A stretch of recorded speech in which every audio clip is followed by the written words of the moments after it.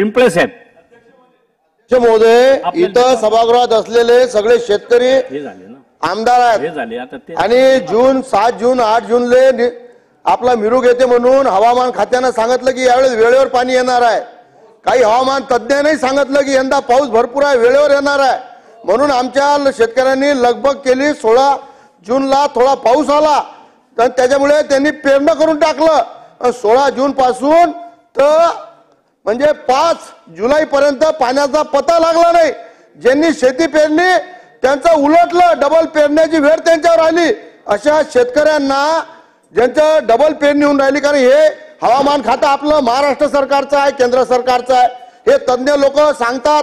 याच्यामुळे कृषी केंद्रावर गर्द्या लागतात, पोलीस लावा लागतात, त्यांचा माल खपते आणि पाणी येत नाही.